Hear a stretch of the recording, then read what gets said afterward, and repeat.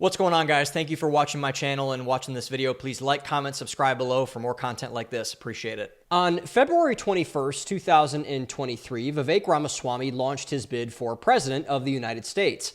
Ramaswamy at the time was still largely a nobody. He'd written a successful book, Woke Inc., that drew praise from all honest brokers on the left and the right about the rise of corporate tyranny in America.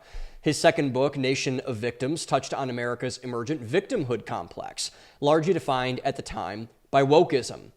I'm a huge fan of Ramaswamy and have been for years, long before he was in the mainstream spotlight, to be honest. But on the national stage, Ramaswamy didn't have nearly the clout that most people had to run for president. He had hardly any social media following, for example. He was not inundated with our donor class and super PACs that are necessary to win national elections. He hardly had the recognition of his competitors, such as Ron DeSantis, Nikki Haley, and Mike Pence, all of whom were looking to wrest the mantle of nationwide conservatism and MAGA itself from Donald Trump, who at the time was so far ahead of the field he didn't even bother to show up to the primary debates. However, the thing that made Ramaswamy's campaign stick, and the one that made him the second most popular candidate among young people to Trump, by the way, was the focus of his campaign. The American left, by a wide margin, has largely succeeded in America because of their focus on branding and marketing. They make their slogans catchy. Of course, Black Lives Matter. Of course, we want to end racism. We may not want to eat the rich, per se, but we can certainly see where the rich are going wrong. The right didn't have any unifying message outside of Donald Trump. In most ways, it still doesn't outside of Donald Trump. And even that is fracturing, as we'll soon see. This obviously is a massive issue. It's not enough to simply be anti-something, anti-woke, anti-racist, anti-corporate, whatever. The movements that last, the movements that really stick, the movements that change the world have one thing in common. They stand for something they love, not just against something they hate. Which brings us back to Ramaswamy.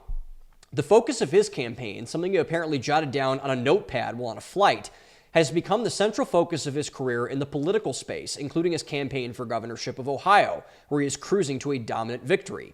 It is what made him so popular, and what has maintained his popularity after his viral tweet on immigration and ouster from Doge.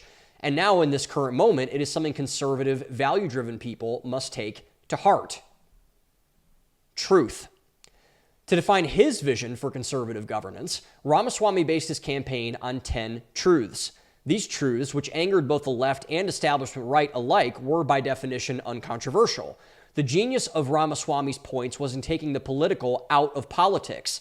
Let's just talk about the way things are and how we plan to fix them, not speak into how things aren't or what we say we're going to do to fix them. And his truths were as follows. The nuclear family is the greatest form of governance in the history of humanity. God is real. There are only two genders. An open border is not a border. Reverse racism is racism. Fossil fuels are a requirement for human flourishing. The United States Constitution is the strongest guarantor of freedoms in human history. There are 3 branches of government, not 4. Parents determine the education of their children. And finally, capitalism lifts people from poverty.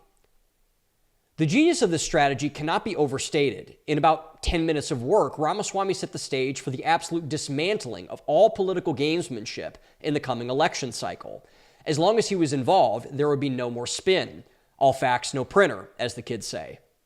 And this was proven throughout the entirety of his campaign. Ramaswamy ran with the promise of going even further with the MAGA agenda than Donald Trump. Did he believe he could do it? Did he really think that he could best the man that he, from a functional level, had little to no disagreements with? No one could say for sure, and I can't say for sure, even now. But Ramaswamy's great service to the MAGA agenda was absolutely decimating the non-MAGA poison pills with the truth. Haley, DeSantis, Pence, and others like Tim Scott didn't have a chance. Serving as MAGA's de facto bulldog, Ramaswamy ripped them to shreds at every chance that he got. Endless memes were made. His clips got tens of millions of views. He became a Republican superstar. Even though he didn't win, and he didn't even maintain a spot in the administration, his effect on the national conversation is still very much alive. Ramaswamy's 10 truths, pointed to one larger truth, centered around the truth. That truth itself must be our anchor throughout all of our conversations, especially difficult ones. Because if we lose the truth, we lose grip on reality itself. Just ask the American left, who cannot come to terms with any of those truths that Ramaswamy stated. It has destroyed their party and made them immensely unpopular. If conservatives had any sense, they would be seizing on this opportunity at full force. But since they don't, we have devolved into a sense of arrogant leftism, largely defined by the same thing, a lack of truth. The conservative conversation for the past 3 weeks has been dominated by a little over 2 hours of conversation held by the man who helped advise and launched Ramaswamy's campaign to prominence, literally on his Tonight Show, Tucker Carlson. Carlson is no stranger to controversy, as anyone not living under a rock can attest to. His boldness and fearlessness has made him many enemies, but also one of the most loyal fan bases on the planet. Although not everyone likes Tucker Carlson, everyone, to a degree, respects Tucker Carlson. Until 3 weeks ago, when he chose to do the unthinkable. To the shock of everyone, myself included, Tucker Carlson hosted Nick Fuentes, the much-denounced and highly popular online streamer and hate-monger, onto his show. Fuentes, a proud anti-Semite, Catholic nationalist, Hitler apologist, Holocaust denier, racist, sexist, and almost every other bad thing you can think of, was viewed as perhaps the last untouchable person in media. Until Carlson and Fuentes shattered the Rubicon. For 2 hours, Carlson and Fuentes, who were incredibly hostile to one another, by the way, gathered to do what all podcasters do, have a conversation. Fuentes did not hold back much of anything. In fact, it was a lot easier to understand him due to him not screaming his head off about feminism, Israel, or quote-unquote the Jews. I'm not an avid consumer of Fuentes' content. I view it largely as unappealing and a waste of my time. But now, given the blowback that this interview has gotten, I feel the need to set the record straight. This cancellation push against Carlson, mostly all of which is coming from the so-called quote-unquote right, is incredibly illuminating. The biggest reason as to why? Many people to the point of Vivek Ramaswamy are not telling the truth about what actually transpired in the interview. So in reference to Ramaswamy's presidential campaign, here are 10 truths about the Nick Fuentes-Tucker Carlson interview that all the dishonest actors on both sides are not discussing. Truth 1. Free speech is an absolute. Period. You must have complete and total freedom to talk with who you want in America, or else America ceases to be America. Tucker Carlson understood this when he interviewed Nick Fuentes. Vivek Ramaswamy understood this when he talked to Ann Coulter, who told him to his face that she would never vote for him because he's an Indian. Charlie Kirk understood this when he told his Israel First donors that no matter how much money they took away from Turning Point USA, that he would never ever stop inviting Tucker Carlson to come speak at his events. And by the way, to quite literally every leftist on every college campus he ever visited. The most alarming thing that came out of the Carlson-Fuentes interview, one that will define the rest of the show, was not anything said by either Carlson or Fuentes. Rather, it was the reaction of people on the right to Carlson and Fuentes. The most heinous example is something that the left foolishly hammered the right for years, quote-unquote platforming. Platforming, a Marxist word used as a cudgel for censorship, has been used on the so-called conservative side of the aisle repeatedly in the aftermath of the Carlson-Fuentes interview. How dare you, quote-unquote, platform that Nazi sympathizer, Hitler, Jew hater? Every single person, regardless of what quote-unquote side they're on, that uses that word should be treated as an enemy of free speech, because they are. It doesn't matter if it's a comedian making a joke about disabled people, or Nick Fuentes asking the "was it really 6 million" question. All speech is acceptable, because to criminalize speech, to make thinking a crime, is to end freedom itself. But on the American right, they have not had that response in the aftermath of the Carlson-Fuentes interview. As Obi-Wan Kenobi fatefully once said, you have become the very thing you swore to destroy. As it stands today, at least in the explosive and volatile environment of post-Carlson-Fuentes, the American right is now the party of cancellation, censorship, and totalitarianism. They are the party of thought crimes, of head policing, of memory holing. Don't believe me? Just ask Kevin Roberts, the current president of the Heritage Foundation, and one of the truly visionary conservative leaders of our time, who I know a little bit personally. In a video afterwards defending free speech and his friend Tucker Carlson, the blowback was so intense that he had to host a Jewish struggle session that was soon leaked onto social media, where every person who rightfully made fun of and memed black and brown kids for complaining about quote-unquote racism and advocating for quote-unquote safe spaces hosted one of its own. Kevin Roberts, sadly, like Netflix or any of the other streaming services that platformed a Dave Chappelle comedy special, for example, was forced to bend the knee to the new woke mob, this time on the American right. A sad sight, if it weren't so easy to see coming. Truth number 2. Tucker Carlson did not quote-unquote mainstream Nick Fuentes, whatever that means. This term, another boomer-adjacent Marxist term, is perhaps even more foolish than quote-unquote platforming. Mostly in this case because it's just simply inaccurate. Just before Carlson did so himself, Patrick Bet-David, who hosts the #1 business podcast in the world, Dave Smith, perhaps the biggest rising commentator of the past year, and Candace Owens, the biggest female podcaster and streamer in the world, all recently interviewed Nick Fuentes. You don't have to like that Fuentes and his ideas are in the spotlight. I don't like that Nick Fuentes and his ideas are in the spotlight. But to say that Tucker did the unthinkable by quote-unquote mainstreaming Fuentes? Come on. Tucker Carlson doesn't have to talk to anyone he doesn't want to. He's beholden to no one but his subscribers who pay a salary. His advertisers, unlike those on Fox News, are not going anywhere. His ideas, for everyone who wants to hate them, are popular. He himself is popular. Most of his guests, if you really think about it, are complete and total nobodies. You don't go fishing for views with an expert on chemtrails and Iranian foreign policy if you're being 100% honest with yourself. Truth number 3. Tucker Carlson was softer with Fuentes than I and most other people would have liked him to be. He did not push as hard with getting hard questions answered as he did with someone like Ted Cruz, for example, who he raked over the coals for 2 hours, or Ben Shapiro, or Seth Dillon of the Babylon Bee for that matter, all of whom have a daily tradition of saying awful things about each other all the time nowadays. This is the one criticism I will always have about Tucker Carlson. He feels things too much. He's a bit of a snowflake in that when he gets poked, he swings back hard and wild. In the recent Turning Point event he did, for example, he body slammed a college kid for saying the Lord's name in vain, not unlike Ben Shapiro, the man he criticizes the most today, for doing the exact same thing, which he did all the time to launch his own career. And oftentimes this is justified, by the way. You should yell at stupid Washington stooges like Eric Swalwell for trying to confiscate your firearms, or Ted Cruz for not knowing the population you would want to displace for bombing Iran, or green energy zealots for wanting to ban gas stoves. But Holocaust denial?